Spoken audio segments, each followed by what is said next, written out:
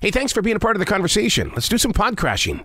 Episode number 309 is with Simon Sinek, the host of the podcast, A Bit of Optimism. Hey, Ara, how you doing? Absolutely. I'm very well. Thanks for having me on. I appreciate it. Well, I want to thank you for creating this podcast, A Bit of Optimism. How was it planted inside your heart that it was like, okay, I've got to do this. Let's take the necessary steps.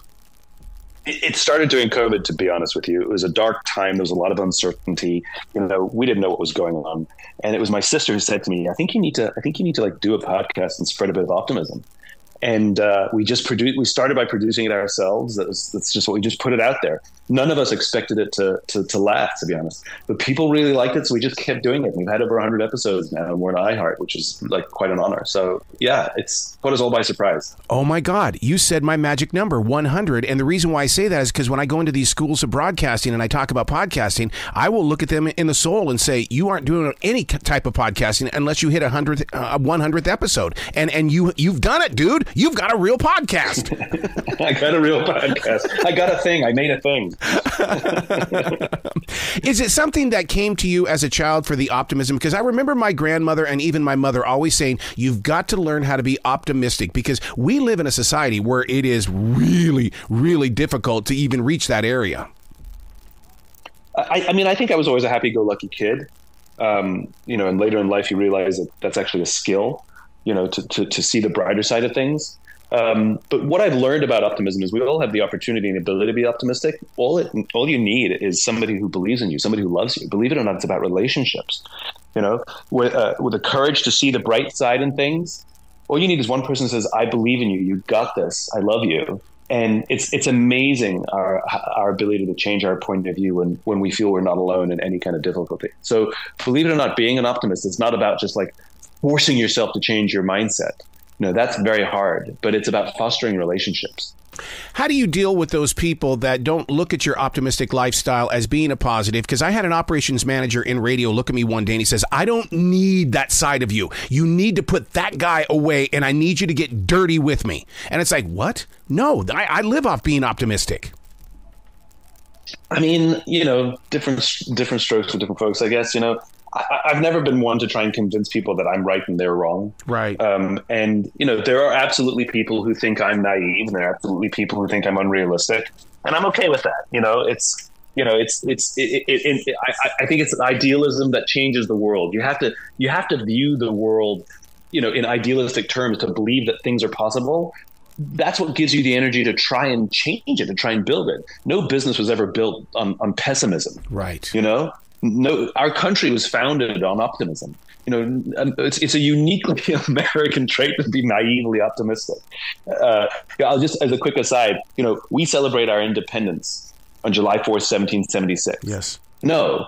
July 4th, 1776 is when we signed the Declaration of Independence. We didn't win our independence until September 3rd, 1783, when the Revolutionary War came to an end. Right. That's so American that we celebrate our independence on the day we thought about it, not the day we had it. Oh my God, that's the kind of content that I love looking up and studying for different iHeart radio shows and stuff like that, where it's like, you take a thought like that. We are celebrating our independence, but yet we're getting it wrong. I love that kind of content, dude.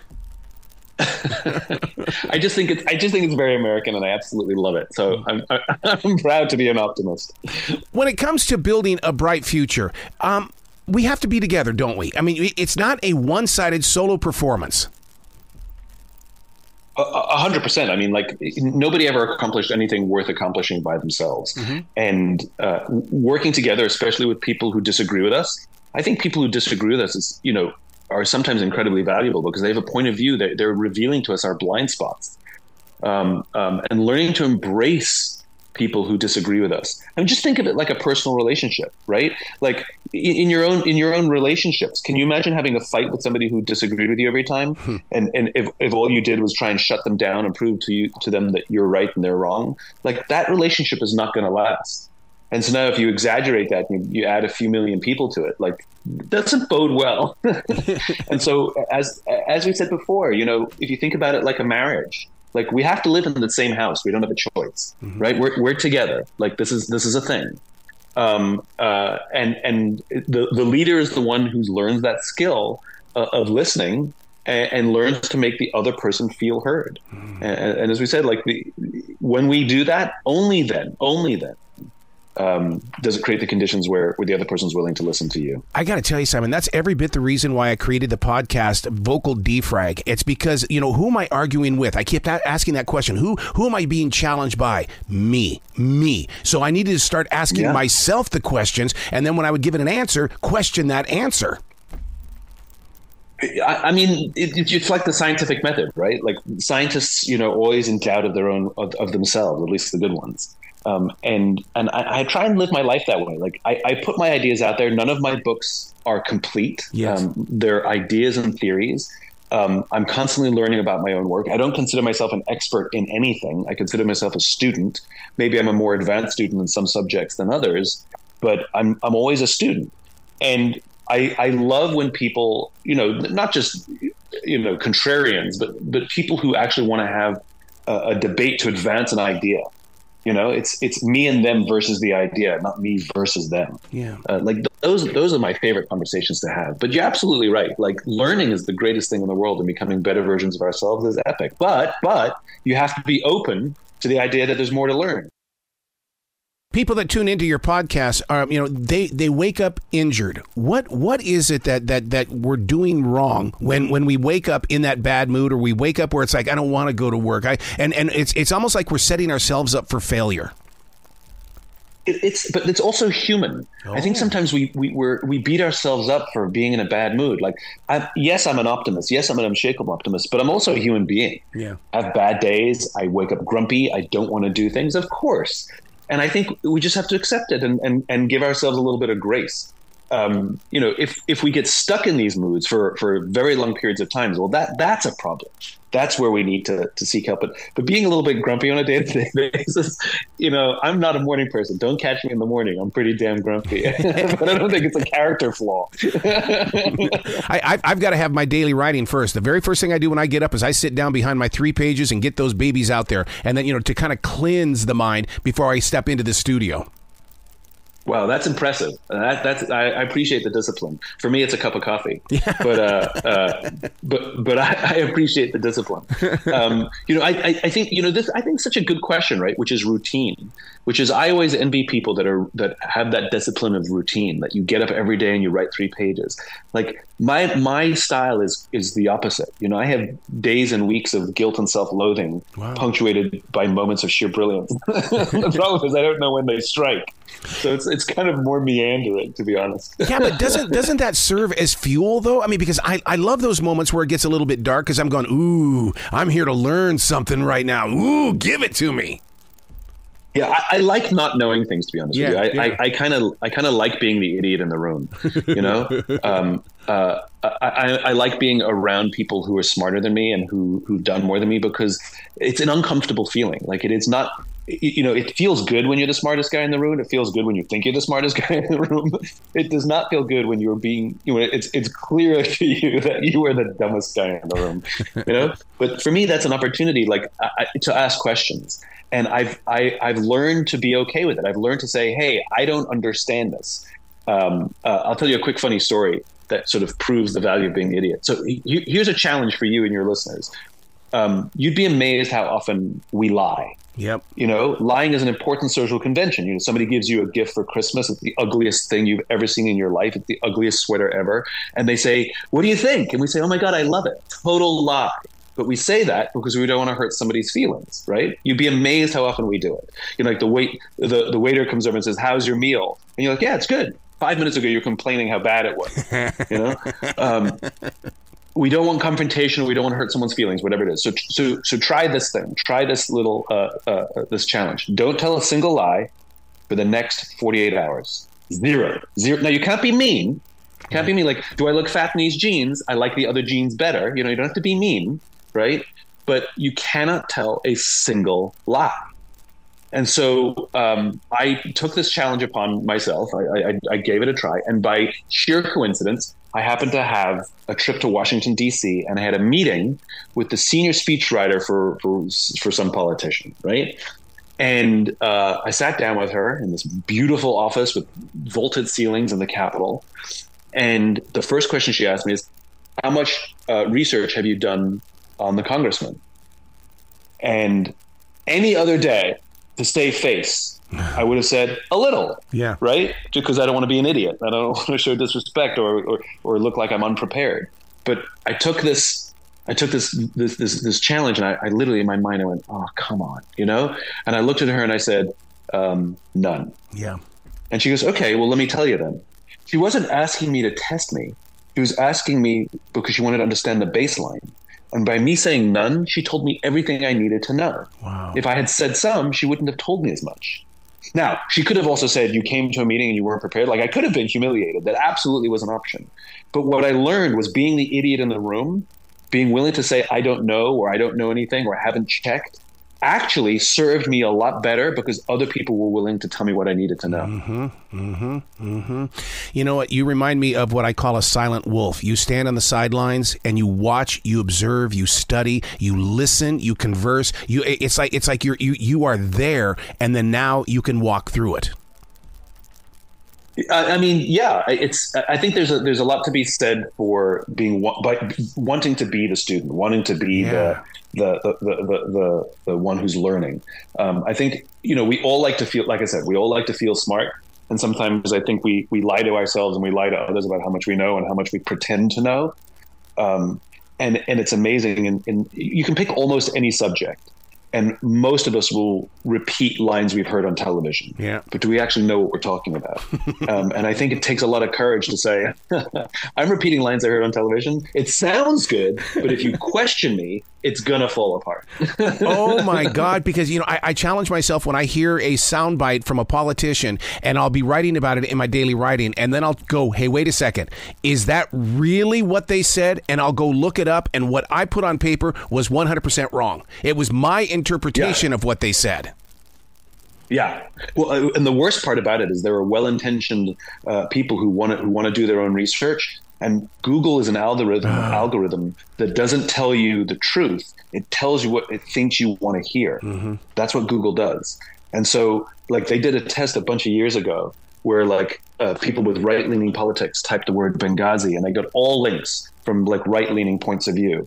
And people with left-leaning politics typed the word Benghazi, and they got all points of view that matched theirs. In other words, the echo chamber. And people who had sort of not independent politics, but were apolitical, they typed in the word Benghazi and they got travel advice. See, yeah. So even when we go to Google, even well-intentioned people trying to do research, it's not going to show us another point of view other than our own. So it's even hard in this day and age to do research to find out what the truth behind the things we hear on television is. Oh, I got to get my Encyclopedia Britannicas in. I got to go back to them. I know. I agree with you. Let's bring back encyclopedias. Yes. One of the things that you put focus on the podcast, A Bit of Optimism, is this thing called atomic habits. That really caught my attention. So James Clear wrote this amazing book called Atomic Habits. It's sold 15 million copies. I mean, and he came on the podcast and we talked about how to change our habits, like whether it's a habit we need to get into, like we talked about before, the discipline of waking up every single morning, or if we need to stop a bad habit.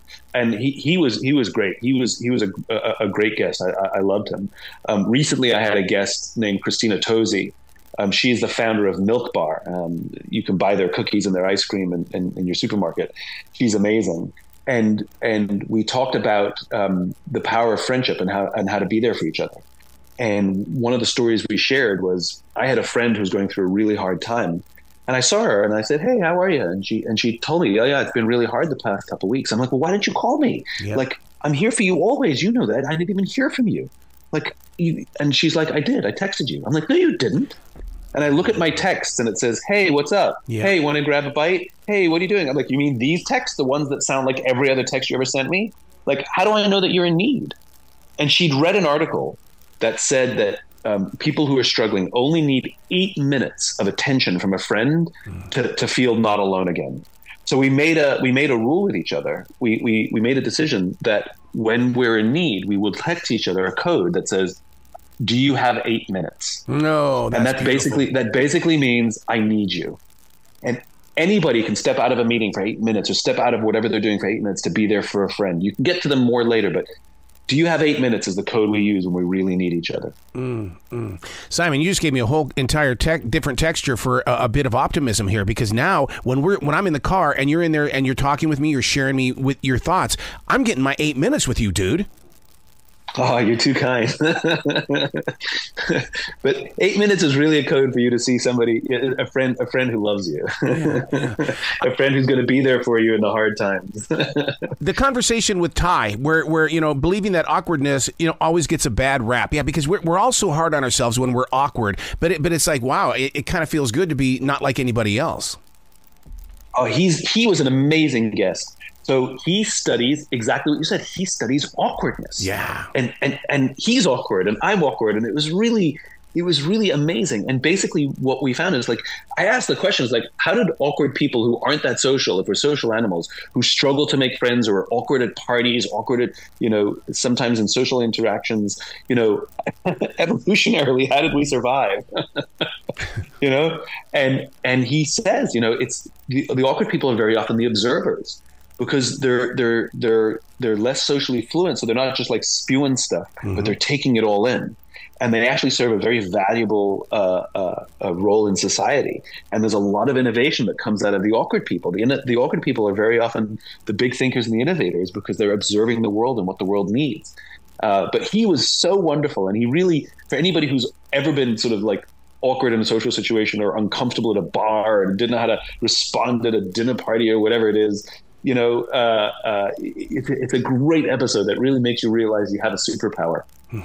You make people feel comfortable. Where does that art come from? I mean, what is your background to where you the way that you share your message? It's like we've known each other for a long time. Oh, you're too kind. I don't know how to answer the question. It's a good question. I've never really been asked it before. I think it's just that I don't think of myself as sort of above or better than anyone. Yeah. I've been blessed with a bully pulpit. I've been given the opportunity to share my ideas. People have embraced my ideas, whether they've watched talks or listened to podcasts or read books that I've put out there. And I'm fully aware that my message only spreads and my ideas only spread because of the people who spread them. Oh, yeah. It's not because of me and some marketing budget. So I kind of show up in gratitude every day. Yep. And I think that I've got something to learn from everybody. I have a point of view. Absolutely. I'm not afraid of sharing my point of view. But I'm interested in what you have to say as well. So I'm showing up, like I said before, I show up with a student's mindset. I show up as a student, I show up to learn as opposed to let me tell you a thing or two. And like, even when I do public speaking where it's not interactive, at least until I do Q&A, where it's me presenting. Before I go out on stage, I'll say to myself out loud, in the wings, I'll say, "You're here to give." That's it. And I always remind myself that I'm showing up with a giver's heart. That's it. God, I love where your heart is, dude. We've got to continue this talk in the future, man. Please come back to the show anytime. The door is always going to be open for you. Oh, you're so kind. I would love that. Thanks so much for having me on. I really appreciate it. Well, you be brilliant today, okay? You too. Take care of yourself and take care of each other.